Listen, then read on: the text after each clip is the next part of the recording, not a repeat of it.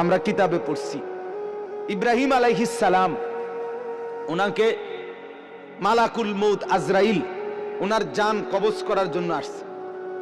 তা আসার পরে আজরাইল জি বলছে, হে আল্লাহর নবী ইব্রাহিম, আমি আসছি আপনার জান কবজ করতে, আপনি যাবেন? ইব্রাহিম আলাইহিস সালাম তখন মালাকুল মউত আজরাইলকে বলছে, আজরাইল কি বললা এটা? আচ্ছা তুমি আল্লাহকে একটা কথা জিজ্ঞেস করো, গিয়া যাও, একটা প্রশ্ন আমার।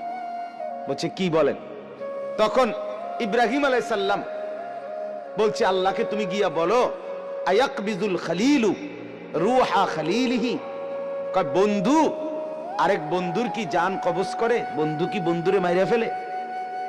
কসাইডে কইতে কও, মানে আমি না আল্লাহর বন্ধু, তা বন্ধু কেমনে বন্ধুর মাইরা লায়? এটা কেমন কথা?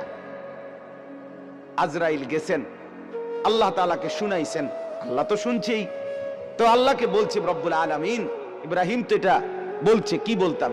তো আল্লাহ তাআলা ফেরত আরেকটা কথা বলছে যে আজরাইল তুমি গিয়ে এটা বলো ইব্রাহিমকে। এবার দেখো কি কয়। আজরাইল আসছে, আয়েশা বলতেছে আল্লাহ বলছে আপনাকে জবাবে, আয়াকরাহুল খলিলু লিকা খলিলিহি, বন্ধু কি বন্ধুর সাক্ষাৎ পেতে চায় না? বন্ধু কি বন্ধুর মোলাকাত পছন্দ করছে না? বন্ধুর সাক্ষাতে যাবেন না? ইব্রাহিম আলাইহিস সালাম সাথে সাথে বুঝে ফেলছে, হায় আচ্ছা, তো আসলে মৃত্যু না, এটা তো আমারে মেরে ফেলা না, এটা তো আমার রূহ কবজ না, বরং আমাকে তো আমার মাওলার সাথে মিলায়া দেওয়া। তখন সাথে সাথে উনি বলছে, ইকবিদ রূহি আল আন ইয়া মালাকাল মউত, হে আজরাইল মালাকুল মউত, এখন আমার রূহ কবজ করো, আমি বন্ধুর কাছেই যেতে চাই।